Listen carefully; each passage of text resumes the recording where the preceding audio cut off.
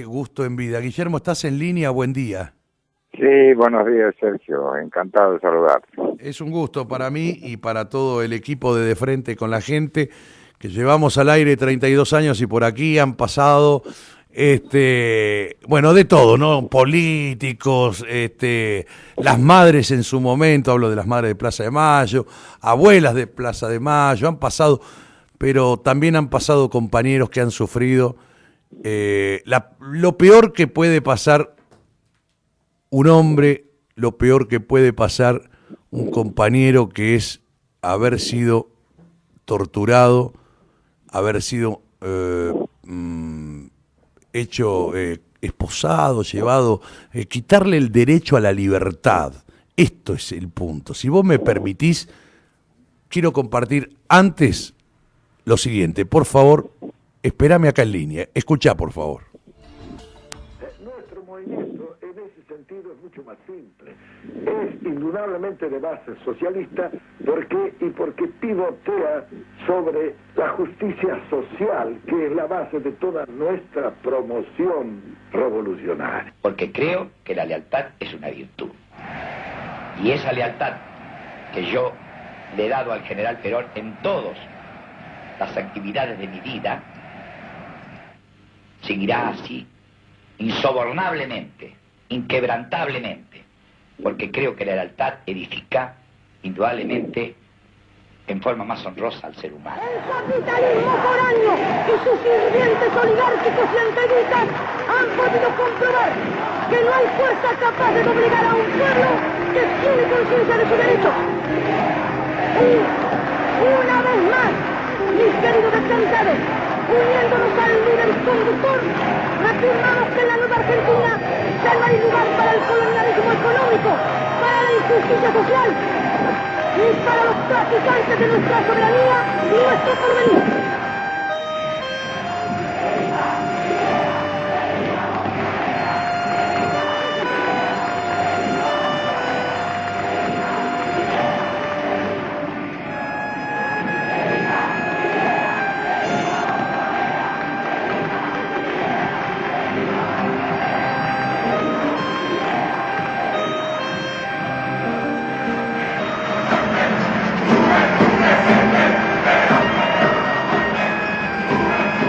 Creció el pueblo montonero. Perón o muerte fue su consigna. Libres o muertos, jamás esclavos. Fue esa historia de rebeliones y sangre popular. Viva la patria fue el saludo y la esperanza. La patria se hizo joven, la juventud se hizo patria. Y el general Perón volvió desde cada uno de los pechos y fusiles peronistas para ponerse al frente de la liberación. Y con el tío reventamos las urnas. Y Perón fue otra vez presidente de su pueblo. Se cumplió un sueño. Aquel sueño de viejos peronistas que allá por el 55 no se rindieron. El sueño de sus hijos, de Abal Medina, de Olmedo, de Sabino, de tantos compañeros que dieron la vida por su pueblo y por Perón. La lucha no ha terminado.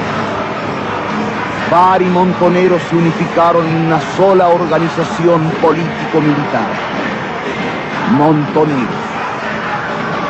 Hay que organizarse, pertrecharse, consolidarse y unirse en cada fábrica, en cada barrio, en cada rincón del país, para alcanzar la victoria y que la clase trabajadora peronista conquiste el poder. Lucharemos entonces por la patria peronista, que será como la quiere el pueblo, montonera y socialista.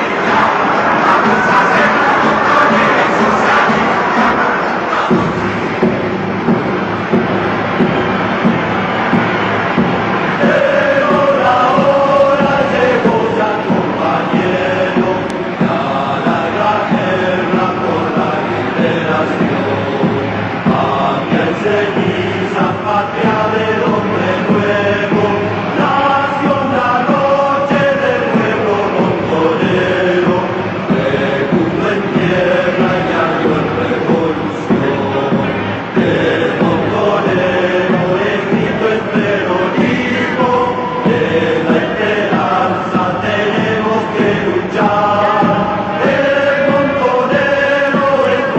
Ustedes lo escuchábamos la voz del general Perón, escuchábamos al tío Cámpora y escuchábamos a Evita, por sobre todas las cosas, ¿no?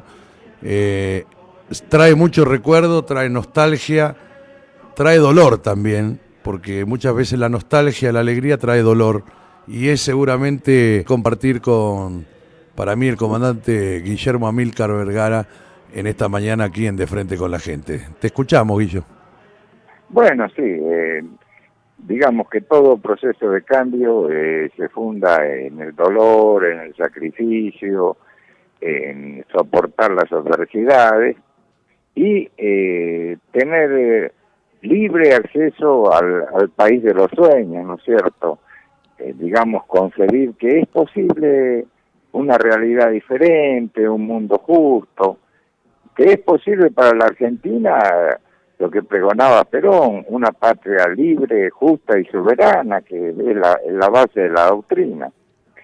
De pronto es risible ver, ¿no es cierto?, como personajes como Macri dicen, yo soy peronista. Y eso es una barbaridad, es una antítesis, ¿no es cierto? El peronismo jamás puso en un mismo escalón a explotadores y explotados.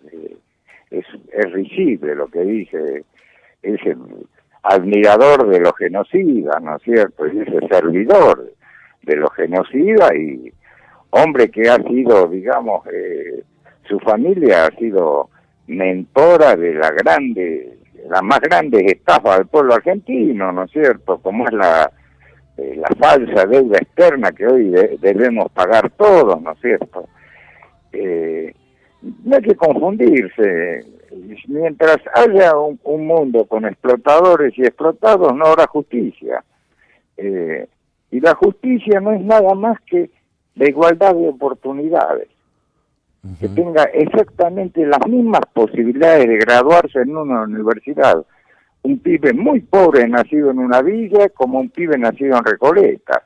Y bueno, y hay que crear esas condiciones. No necesariamente, ¿no es cierto?, se debe llegar a eso por la lucha armada fue un hito, ¿no es cierto?, nosotros veníamos de 18 años de proscripción, el pueblo no votaba, el pueblo no elegía y el pueblo era masacrado, ¿no?, y pisoteado por toda la barbarie militar en la Argentina. Esperemos que nunca vuelva, ¿no? Ellos siempre están agazapados, esperando su oportunidad para desestabilizar, para crecer, están enquistados en las más altas esferas del poder. Y bueno, los que tienen conciencia deben saber diferenciar, ¿no es cierto?, que es la justicia social, ¿no es cierto?, y quiénes son los genocidas. Es sencilla la diferencia. Don Guillo, nosotros siempre, los que te seguimos en las redes sociales, lo que sabemos de tu historia, ¿por qué no decirlo? Porque le pasó a mi viejo, porque te pasó a vos, porque le pasó a otros compañeros que sufrieron lo peor que le puede pasar a un ser humano, que es perder la libertad, y no solamente con eso, sino ser torturados. Más de una vez que uno lee tus escritos, que lee precisamente los escritos de Guille, ¿no? Nos ponemos, sinceramente te lo digo, no solo que haces lagrimear a más de uno y que haces que se nos moje el lagrimal, sino que nos llenás de orgullo y de mucha fuerza interna para lucharla en el día a día. Y creo sí en lo que estás planteando en esta revolución educativa, que es lo que necesita nuestra sociedad, Guillo, y no quiero dejar de reconocer, reitero, esa simpleza y a su vez esas verdades que vemos en tus escritos, ¿no? Nos conmueve sinceramente, don Guillo. Bueno, yo como toda mi generación ya estamos de vuelta, estamos más cerca de la cala que del clavel. Así decía mi viejo y hace 6 meses partió. Estoy más cerca de...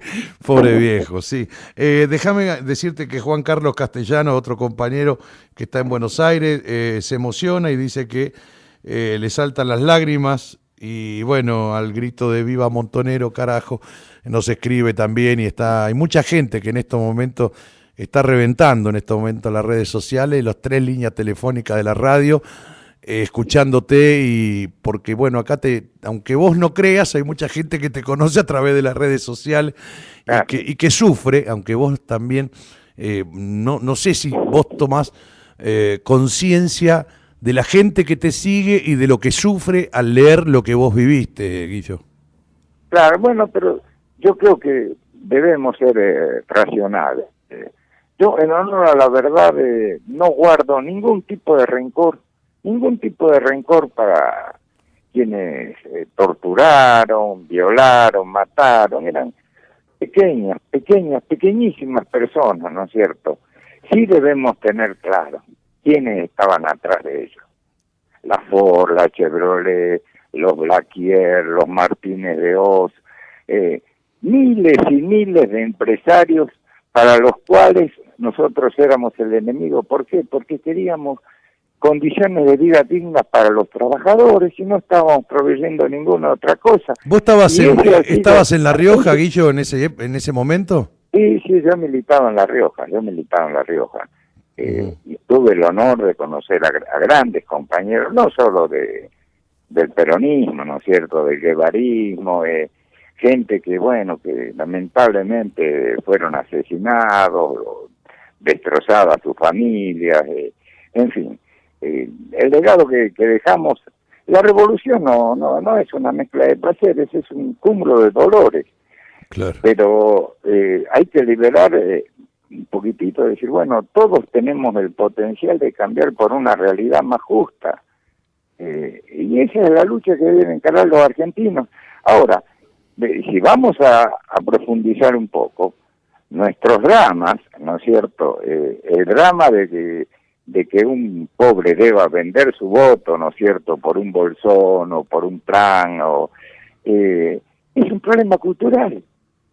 Es un problema cultural. Cuando el pueblo adquiera cultura, el pueblo no se va a vender. Hemos visto inclusive casos sorprendentes, ¿no es cierto?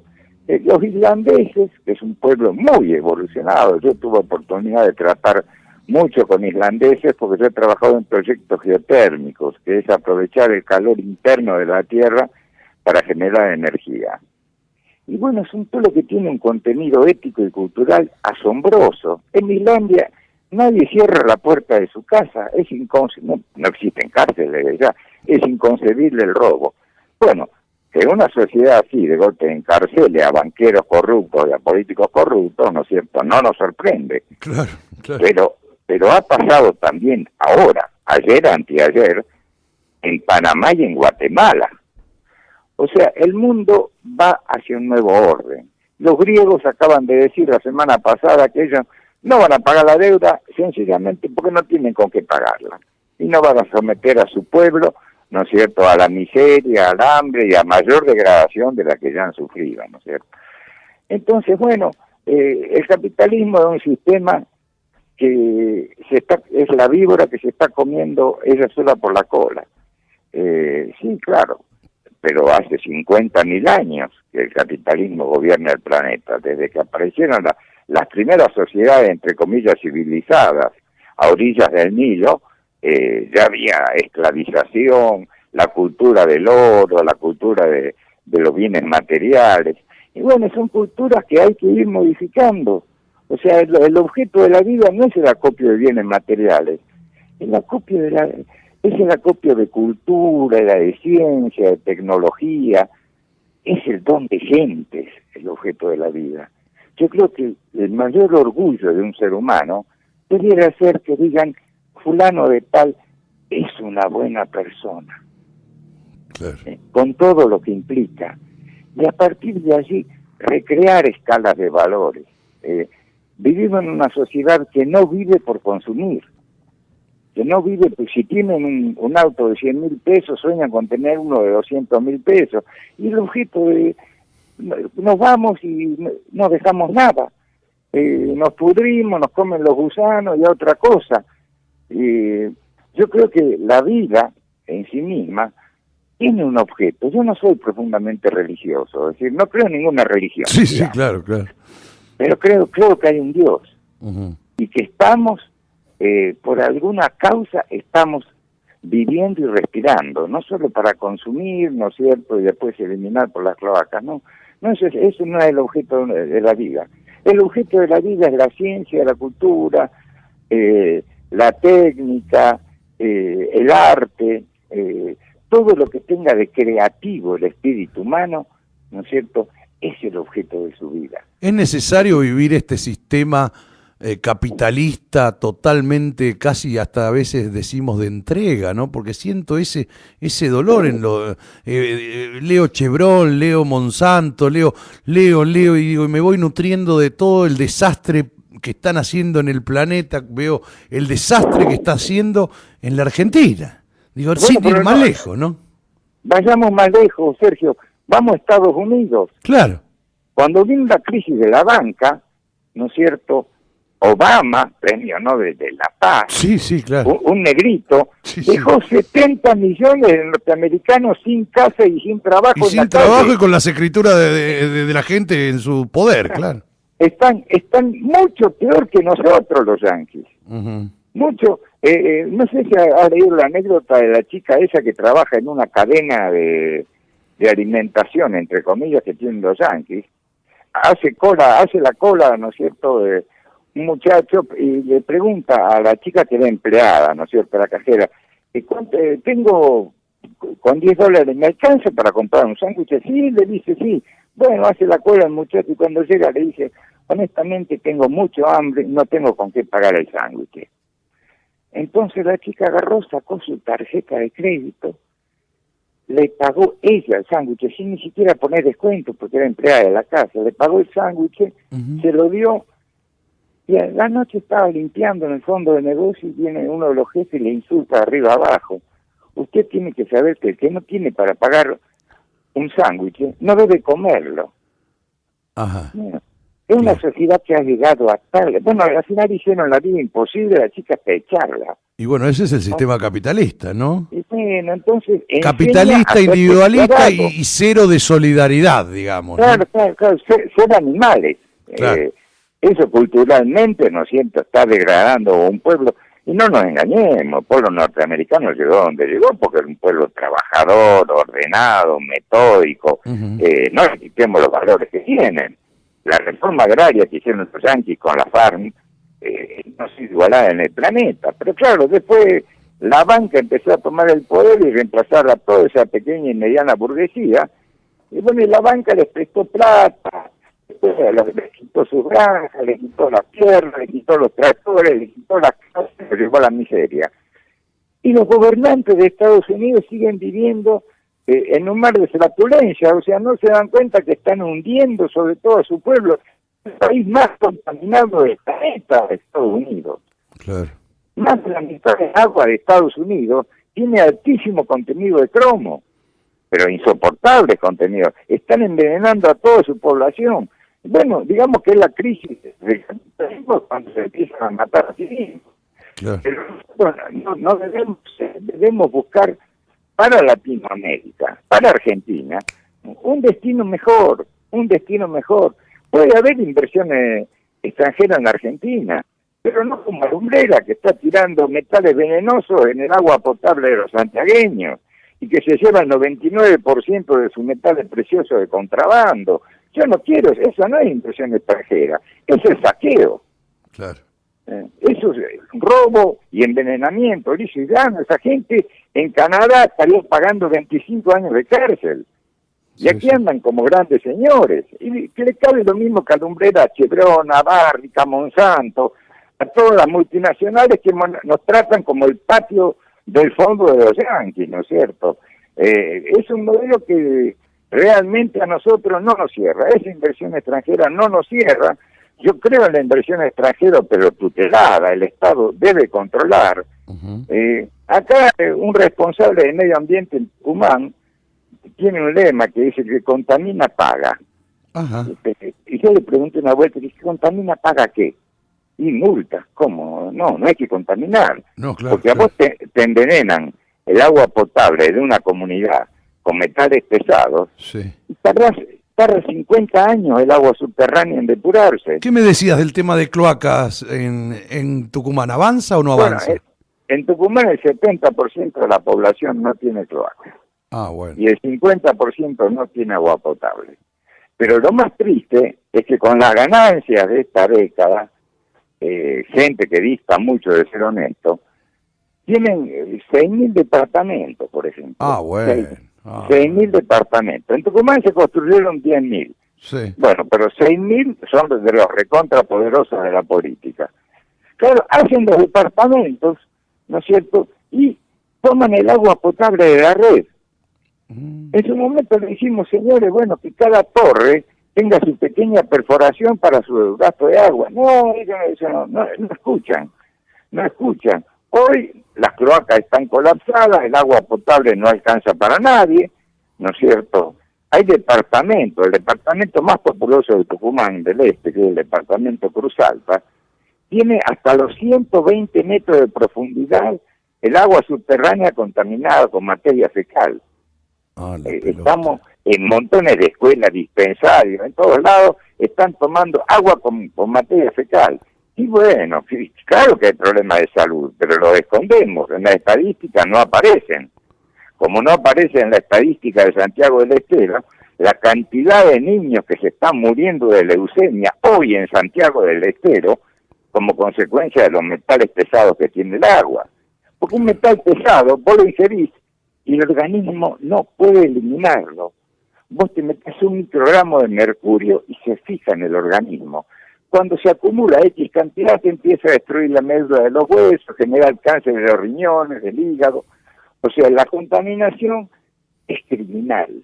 Es criminal. Hay una foto en las redes sociales que llama poderosamente la atención, precisamente en un caso, pero creo que tiene que ver con los agrotóxicos, sí, los agroquímicos. Sí. Por favor, es algo impresionante ese hombre que le quedan meses, según dicen, de vida. Un hombre adulto pesando 25 kilos. No lo puedo creer, yo lo veo y no lo sigo sin creer lo que eso pasa en mi Argentina, claro. Don Guillo. Bueno, pero convendrás vos que hay una población, las movilizaciones, ¿no es cierto?, en contra de... Es producto de 10.000 valientes que les cortan la ruta, que se aguantan que la policía les pegue, los gases, le haga la 1001, ¿no es cierto? Son 10.000 valientes que están resistiendo un sistema de barbarie. El pueblo debe estar al lado de esa gente. Entonces, ¿por qué no está? Por un problema de cultura, como lo echábamos al principio.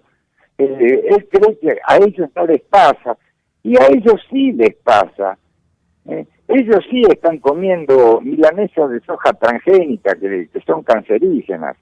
Ellos sí que en toda la gama de su consumo, ¿no es cierto? Hoy el promedio de consumo de un argentino es hidrato de carbono y grasas transgénicas. No hay proteínas en la dieta de una persona de bajo poder adquisitivo.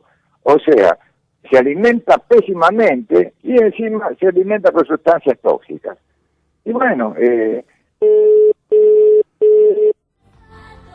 bueno, ahí se cortó la comunicación, ya la vamos a restablecer enseguida, por favor, le pido a la gente de producción porque era sin duda interesantísimo lo que está denunciando precisamente el compañero Guillermo Amílcar Vergara sobre el tema de agrotóxicos, agroquímicos.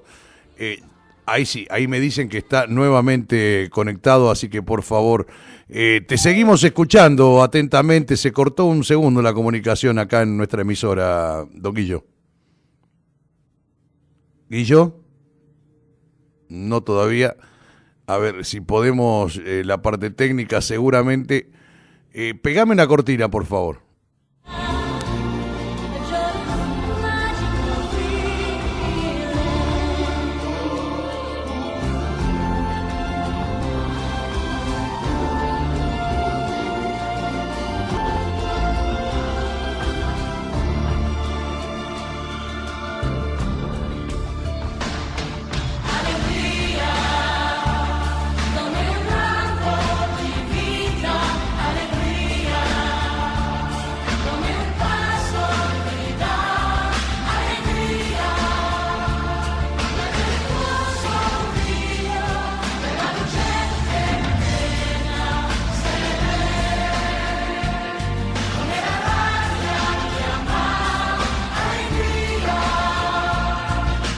Nos está escuchando Don Guillo en Tucumán precisamente.